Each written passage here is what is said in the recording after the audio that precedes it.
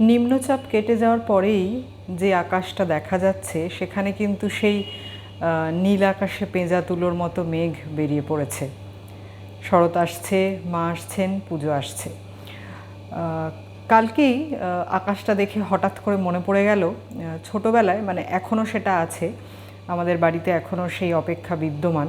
সেটা হচ্ছে যে আমরা পুজো সংখ্যার জন্য অপেক্ষা করতাম। আমার মনে আছে আমাদের বিশ্বকর্মা পুজোর পরে অবধি হাফ ইয়ারলি পরীক্ষা চলতো, তো বাবা এনে পুজো সংখ্যাটা রেখে দিত নিজের কাছে, পরীক্ষা শেষ হলে আমার হাতে দিত এবং পাওয়ার পরে আমি সবার আগে কাকাবাবুটা পড়তাম। ভীষণ ভালো লাগতো। সুনীল গঙ্গোপাধ্যায়ের কাকাবাবু চরিত্রটির আমি খুব বড় ফ্যান।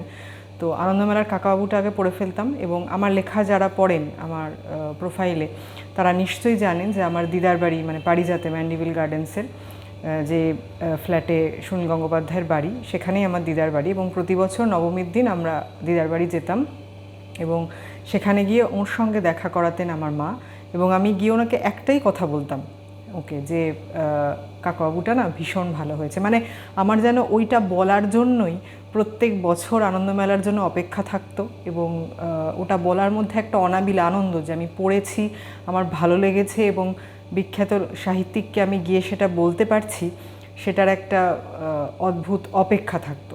এখনও পূজাবার্ষিকী বেরোয় এবং আনন্দমেলাটাই শুধু আমি নিই আর কি বাড়িতে, তো সেটার অপেক্ষা এখনও থাকে।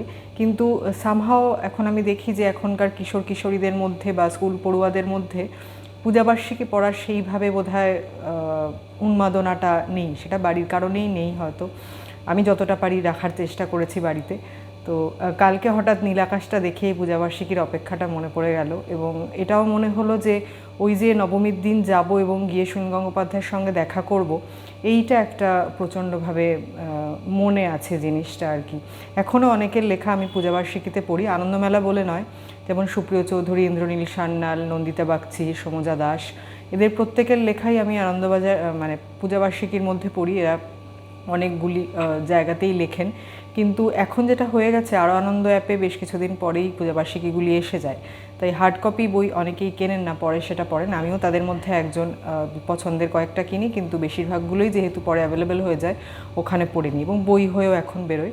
কিন্তু ছোটোবেলার সেই পরীক্ষার পর অবধি বাবা আটকে রেখেছে পূজাবার্ষিকীটা এবং শেষ হলেই সেটা নিয়ে পড়ে আগে পারিজাতে যাব, এই অপেক্ষাটা খুব মিস করি।